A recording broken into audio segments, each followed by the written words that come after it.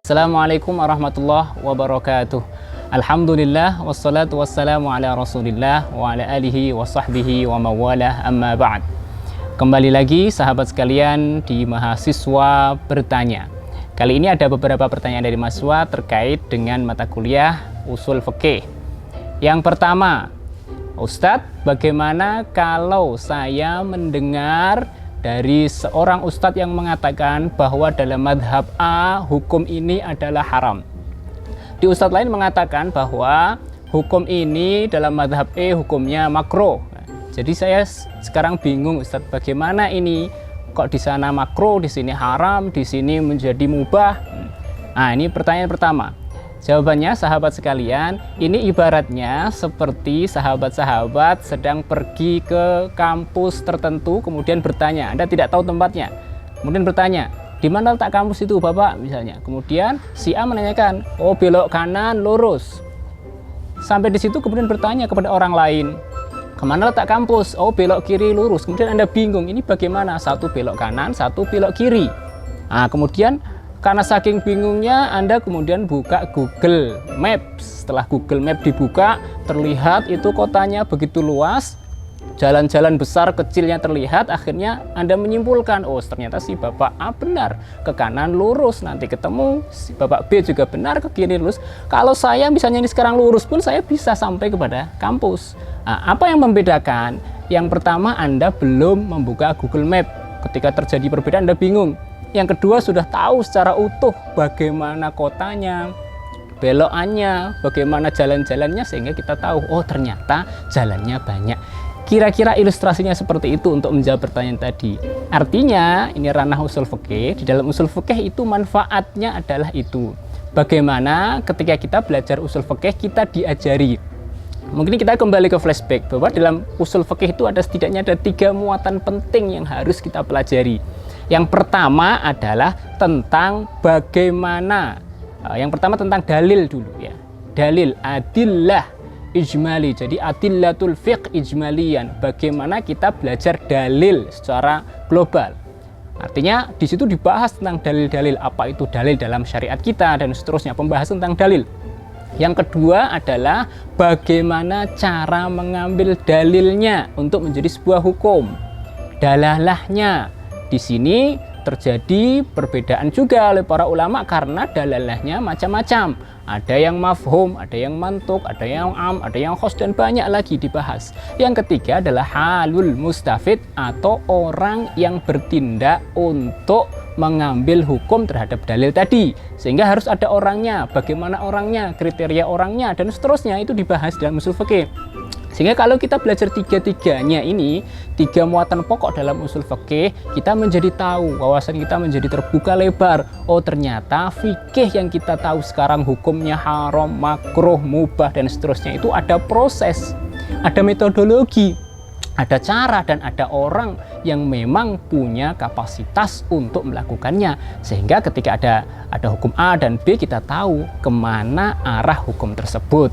Nah, ini jawaban dari soal yang pertama. Soal yang kedua ini, Ustadz, saya ini dari SMK, SMA, kemudian masuk di perkuliahan agama. Saya belajar usul fikih, apa manfaatnya yang saya dapat?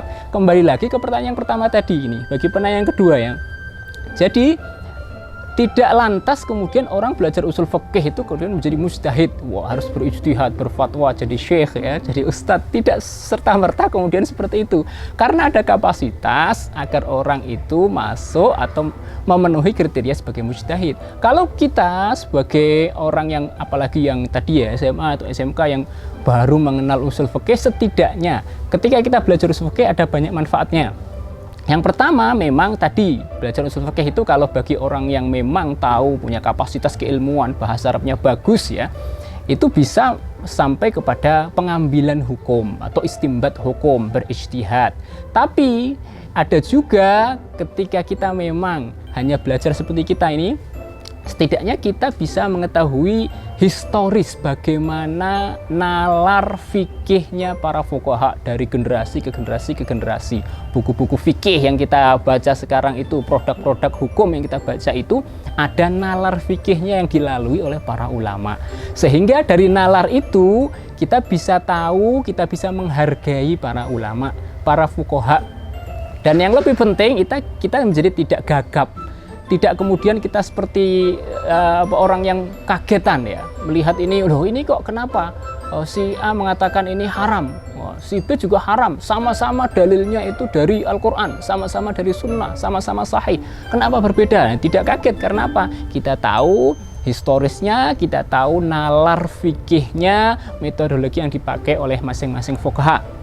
Jadi tetap ada manfaatnya bagi kawan-kawan yang memang belajar usul fikih, lebih khusus lagi nanti bagi kawan-kawan yang memang konsen di dalam dunia hukum Islam. Misalnya nanti profil lulusannya misalnya ingin berkarir jadi hakim atau advokat di lembaga keuangan syariah atau lembaga keislaman, maka ini menjadi lebih penting lagi untuk mengetahui dan belajar usul fikih itu sendiri.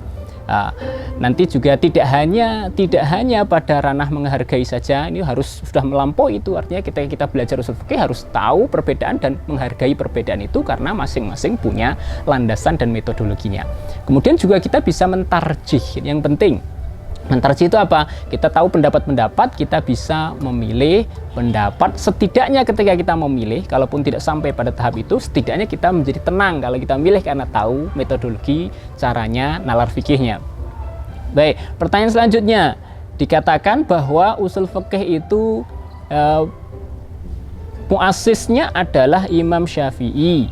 Lantas apakah sebelum Imam Syafi'i di zaman sahabat atau tabi'in tidak menggunakan usul fikih? Ya, tidak seperti itu. Usul fikih dalam ranah keilmuan memang benar. Yang pertama kali menyusun menjadi sebuah buku dan menjadi sebuah keilmuan yang kita tetapkan itu usul fikih itu memang Imam Syafi'i. Tetapi tidak lantas sebelum Imam Syafi'i tidak melaksanakan usul fikih, tidak. Usul fikih adalah metodologi. Bahkan jauh sebelum tabi'in ya, di era sahabat ataupun di era Rasulullah sallallahu alaihi wasallam. Jadi ketika di zaman Rasul pun, Rasul sudah mengajari kita. Jadi Rasulullah itu tidak hanya mengajari Al-Quran, tidak hanya mengajari hadis-hadis, tapi mengajari bagaimana memahami hadis, memahami Al-Quran. Contoh bukti, misalnya ketika para sahabat bingung ya, ada ini riwayat sahih ya, ketika sahabat membaca ayat tentang puasa, sahabat mengatakan di dalam Al-Quran, kulu washrabu hatta yatabayyana lakumul khaytul abyad minal khaytil aswad. Ada benang, jadi makan minumlah sampai terlihat jelas bedanya benang putih dan benang hitam. Para sahabat melihat benang putih dan hitam gitu. Kemudian dijawab oleh Rasulullah, bukan seperti itu cara memahami apa itu benang putih, benang hitam. Bukan benangnya, tetapi itu adalah sebuah gambaran untuk menggambarkan fajar. Jadi fajar itu, terbitnya fajar itu kan membedakan mana yang gelap, mana yang terang. Sehingga jelas kalau yang putih terlihat, yang hitam tidak terlihat. Itu jelas. Itu maksud dari memahami ayat itu. Begitu juga ketika memahami ayat alladzina amanu wa lam yalbisu imanahum bidzulmin. Kata zulmin, para sahabat bingung, wah ini kok berat sekali ya, orang beriman harus tidak zalim. Setiap hari kita kan zalim, minimal zalim pada diri sendiri ya. Nah, ini para sahabat bingung, ya Rasulullah ini gimana ini? Kemudian Rasulullah mengajari, oh bukan itu pemahaman yang kalian dapatkan. Sebenarnya kata zulm di sini adalah, maksudnya adalah seperti dalam ayat di surat Luqman, ya bunayya la tusyrik billah inna syirka la zulmun azim. Jadi syirik itulah kezaliman. Artinya Rasulullah sudah mengajari metodologinya, caranya. Nah ini juga kemudian difahami oleh para sahabat. Sehingga para sahabat juga memahami syariat itu sesuai dengan metodologi, manhaj, cara yang diajarkan oleh Rasulullah. Di zaman sahabat juga seperti itu. Maka kita kenal bagaimana Umar ibn Khattab memahami ayat-ayat Al-Quran, bagaimana Ali, bagaimana Abu Bakar, dan seterusnya. Sampai kepada ranah tabi'in. Nah, tapi itu masuk hanya dalam kapasitas orang yang memang diajari Rasulullah, yang sudah tahu ya. Tidak dibukukan, karena zaman itu buku masih susah ya. Jangankan buku ya, untuk menulis itu kan medianya tidak ada, tidak seperti sekarang ya.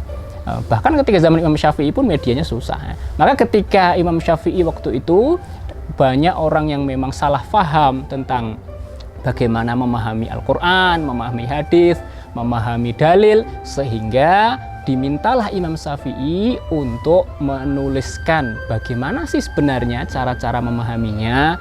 Maka dituliskan itu. Jadi yang minta tadi kemudian disurati oleh Imam Syafi'i dalam bentuk tulisan. Makanya disebut Ar-Risalah kitabnya, karena itu risalah itu surat, disurati lah. Akhirnya menjadi kitab yang terkenal, menjadi kitab induk dari usul fikih itu sendiri.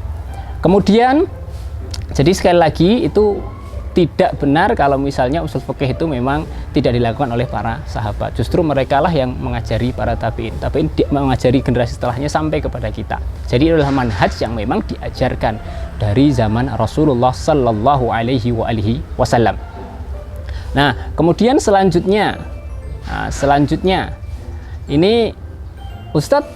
Nah, ini pertanyaan ini sering ya kita dengar. Ustadz, ini sekarang sering saya mendengar kalau belajar ini ada namanya manhaj sunnah. Kalau jangan kepada orang yang tidak tahu sunnah, ustadznya harus ustadz sunnah. Nah, bagaimana ini Ustadz? Apa sebenarnya maksud dari ucapan penanya ini? Nah, kalau kita belajar usul fikih, terminologi sunnah dengan terminologi fikih itu ternyata berbeda ya. Sunnah dalam usul fikih, sunnah itu sama dengan hadis. Itu dalil sumber hukum setelah Al-Quran itu sunnah. Kalau dalam fikih, sunnah itu adalah hukum di mana orang kalau melaksanakannya mendapatkan pahala, kalau dia meninggalkannya tidak mendapatkan dosa. Jadi terminologi berbeda. Kalau kita menempatkan sesuatu harus sesuai dengan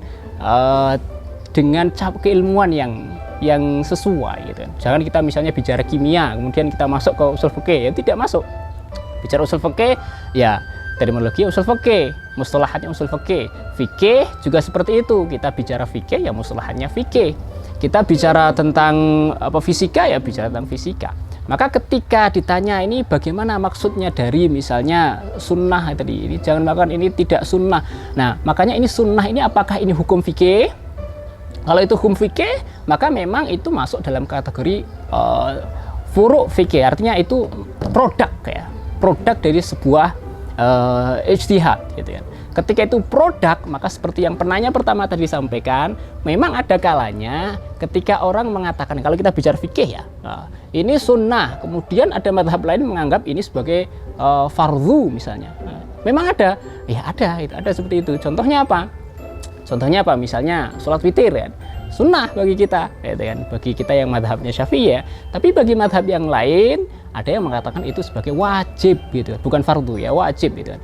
Artinya itu sebuah terminologi fikih ya. Sehingga kalau kita bicara sunnah dalam lingkup fikih itu maksudnya itu. Sehingga kalau kita mengatakan ini tidak sunnah ya, bisa jadi kalau dalam fikih ya bisa jadi itu sesuatu yang selain sunnah, makruh misalnya, haram.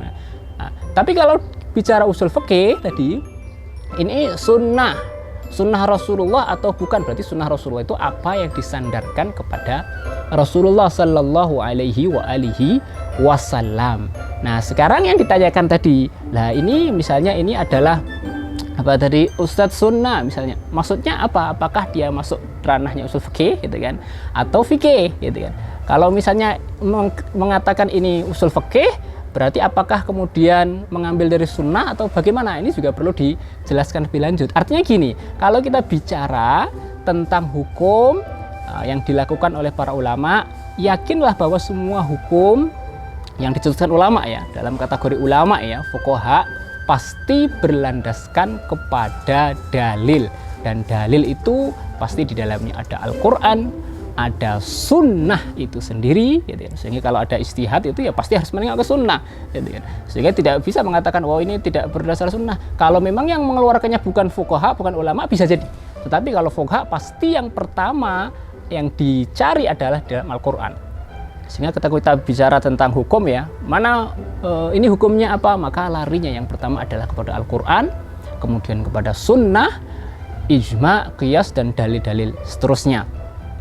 Kemudian selanjutnya ini adalah jadi tadi ya kesimpulannya apa, kita lihat dulu maksudnya ini dalam terminologi apa yang dimaksud, karena ini terminologi baru ya.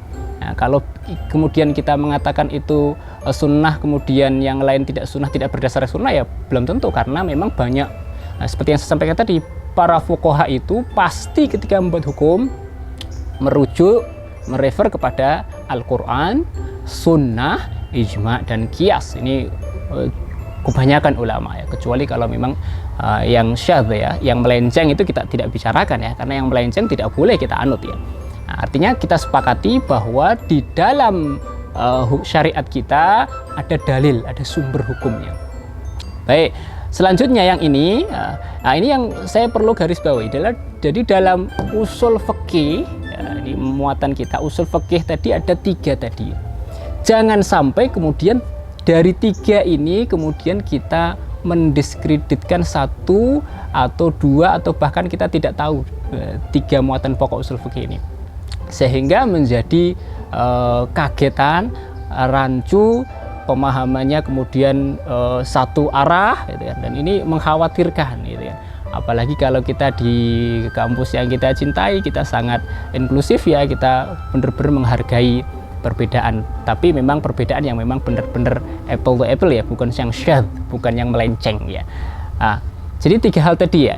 Yang pertama apa tadi? Yang pertama adalah bicara tentang dalil, yang kedua bicara tentang metodologi, yang ketiga adalah bicara tentang kualifikasi orang yang berta'amul atau melakukan proses ijtihad. Yang sayangnya kadang ini orang lupa atau mungkin kurang konsen ya, kemudian menganaktirikan belajar usul fikih, kemudian langsung bicara fikihnya tanpa ada ilmu usul fikihnya. Jadi 3 ini memang harus diperhatikan. Dalilnya harus tahu gitu kan, dalil. Kalau kita bicara dalil harus tahu dalil dalam syariat kita. Yang kedua metodologinya juga harus tahu. Yang ketiga adalah klasifikasi atau kapasitas dari orang yang melakukan ijtihad tadi. Kadang ada yang kemudian yang ketiga ini, wah ini semua orang sama, ada yang mengatakan seperti itu. Kita boleh dong. Ada orang baru baca Quran kemudian mengatakan, wah ini hukumnya sesuai dengan yang saya baca, hukumnya ini harus dilakukan. Dari mana tahu ya? Karena menganggap, oh saya juga memahaminya gitu kan. Saya juga bisa membacanya, saya juga bisa merenungkannya gitu kan. Tanpa memperhatikan kapabilitas tool-tool yang harus dikuasai oleh seorang mujtahid. Kalau ini dihilangkan berarti 1/3 dari ilmu usul fikih telah dibuang. Ada lagi yang kemudian metodologinya saya dibuang gitu. Ketika bicara hukum, ini sebenarnya ini misalnya ya, ini sesuatu yang dianjurkan. Wah, tidak, ini tidak gitu kan. Mana Al-Quran dan hadisnya misalnya, ini tidak ada dalam Al-Quran hadis, kemudian dibicarakan ini di dalam qiyas, bahwa di dalam qiyas kemudian saya mau Al-Quran dan hadisnya. Kalau nggak ada dalilnya saya nggak mau. Ini berarti dia telah membuang 2/3 lagi, dia telah membuang metodologinya. Metodologi memahami di dalam syariat kita tinggal 1 dalil saja, apalagi orang dalil saja, pokoknya kalau saya tidak ketemu di Al-Quran hadis saya nggak mau, berarti dia telah menghilangkan. Padahal dalil tidak hanya Al-Quran hadis. Kalau kita bicara usul fikih ada ijma gitu kan. Ada orang pernah bertanya gitu kan, ini Ustaz, saya melakukan ini dalilnya apa nih, kenapa orang melakukan ini? Oh dalilnya ijma gitu kan. Enggak, saya pengen Al-Quran dan hadisnya mana Ustaz gitu kan. Enggak, ini dalilnya ijma gitu kan. Maaf Ustaz, saya mau Al-Quran hadis. Nah ini berarti yang pertama aja belum paham gitu kan tentang dalil. Kalau dalil aja nggak paham, metodologi nggak paham, kemudian kapabilitas orang yang melakukan ijtihad tidak dipenuhi, otomatis dia meninggalkan usul fikih secara utuh gitu kan. Maka ketika bicara usul fikih meninggalkannya, berarti dia tidak bisa melakukan apa yang disebut dengan proses ijtihad atau mengambil hukum, mengambil kesimpulan dari apa yang disampaikan, yang diinginkan oleh pemberi syariat ini, asy-syari', yaitu Allah dan Rasulullah Shallallahu Alaihi Wasallam. Baik, ini beberapa pertanyaan yang masuk terkait dengan usul fikih. Artinya apa, kawan-kawan? Kalau kita dalam ranah apapun, khususnya bagi calon cendekiawan ini penting untuk belajar usul fikih, setidaknya biar kita faham nalar fikih. Kalau dalam mata kuliah saya yang terpenting sebenarnya itu gitu kan. Karena kalau ranah ijtihad itu memang terlalu tinggi ya, apalagi untuk lulusan S1. Sehingga setidaknya kita paham nalar fikihnya para fuqaha, sehingga kalau kita paham nalar itu kita tidak mudah kagetan. Gitu kan. Jadi tahu nalar fikihnya. Nah, ketika menjumpai perbedaan, menjumpai hal-hal yang berbeda dengan apa yang kita laksanakan, kita tidak mudah memvonis, tidak mudah kaget, tidak mudah menudingkan tangan, tetapi kita melihat dulu bagaimana metodologi, kenapa sampai dia berbeda dengan saya. Kenapa dalam madhab yang lain dikatakan seperti itu? Itu adalah pemahaman tentang nalar fikih para fuqaha. Nah, itu yang terpenting dalam mata kuliah ini sebenarnya adalah itu bagi kawan-kawan mahasiswa di tingkat sarjana. Sehingga dengan itu kawan-kawan bisa lebih hormat, respek kepada ulama manapun. Ulama siapapun kita menaruh rasa hormat dan respek. Dan di antara tanda-tanda manfaatnya ilmu, nah ini bagi jurusan agama harus tahu ini ya, ilmu itu ada nilai kemanfaatannya, ada nilai keberkahannya. Maka untuk sampai kepada kemanfaatan dan keberkahan, maka salah satunya adalah kita menghargai para ulama, menghargai para fuqaha, dan dengan tahu nalar mereka, nalar fikih mereka, kita lebih hormat, lebih respek. Yang kedua, bagaimana kita bermuamalah, menyelesaikan permasalahan kita, keseharian kita, ya, dengan keseharian kita, baik kehidupan harian kita ataupun pekerjaan kita, kita punya nalar, punya metodologi memandang suatu masalah, sehingga tidak mudah kaget. Nah, terima kasih, semoga ada manfaatnya. Wallahul muwaffiq ila aqwamit thoriq. Assalamualaikum warahmatullahi wabarakatuh.